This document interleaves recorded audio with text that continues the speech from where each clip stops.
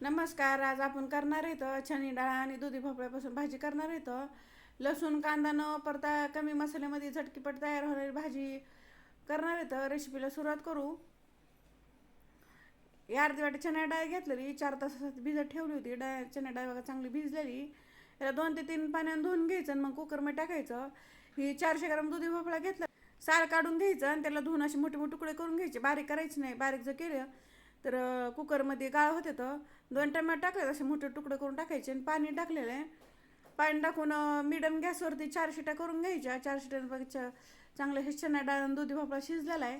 याला मॅश करायचं नाही, फक्त शिजून घ्यायचं आहे. मोठे 2 चमचे तेल टाकायचं. तेल गरम झाले की छोटा चमचा जिरे फुलले की 2 मसाले विलायची, 2 तेजपत्ता टाकायचा आणि त्याला थोडंसं हलवून घ्यायचं 1 सेकंदासाठी. आता त्यामध्ये हे वाटण टाकून घेणार आहे. तर 1 इंच अद्रक आणि 6 हिरव्या मिरच्या ते असं कुटून घेतलेले, ते टाकून घेतलं म्हणजे खूप छान अशी टेस्ट येते भाजीला. मिरचीचा आणि अद्रकचा कच्चेपणा जाईपर्यंत परतून घ्यायचं 1 मिनिटासाठी. बारीक गॅस केलेला आहे. ते चांगलं परतून झालं की त्यामध्ये 2 टमॅटो घेतलेले तर बारीक कापून, थोडंसं मीठ टाकायचं म्हणजे पटकन असं टमॅटो मऊ होतं आहे. एक छोटा अर्धा चमचा हळद, मोठा अर्धा चमचा तिखट टाकायचं आणि ते मिक्स करून घ्यायचं. बारीक गॅस करायचा आणि टमॅटो मऊ करून घ्यायचं. त्यावर झाकण ठेवणार आहे. तर झाकण ठेवून 3 ते 4 मिनिटासाठी टमॅटो मऊ करून घ्यायचा.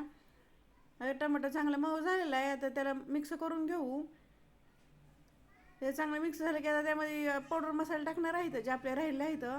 आणि जास्त काही मसाला लागत नाही, कमी मसाल्यामध्ये होतं आहे. छोटा 1 चमचा गरम मसाला, छोटा चमचा जिरा पावडर आणि मोठा अर्धा चमचा धने पावडर टाकायची, कोथिंबीर टाकायची थोडीशी आणि सगळं चांगलं मिक्स करून घ्यायचं 1 मिनिटासाठी. मसाल्याचा कच्चेपणा जाईपर्यंत हे सगळं चांगलं मिक्स झालं की त्यामध्ये जे आपण डाळ शिजून घेतलेली ती टाकून घेणार आहेत.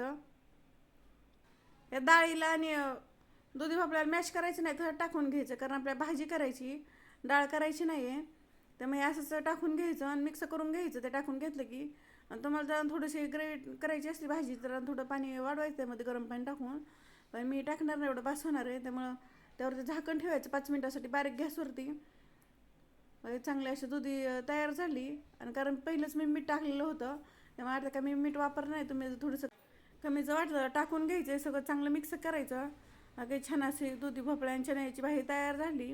थोडीशी कोथिंबीर टाकून मिक्स करून घ्यायचं. आणि डाळ दुधी भोपळा अजिबात मॅच झालेलं नाही आहे.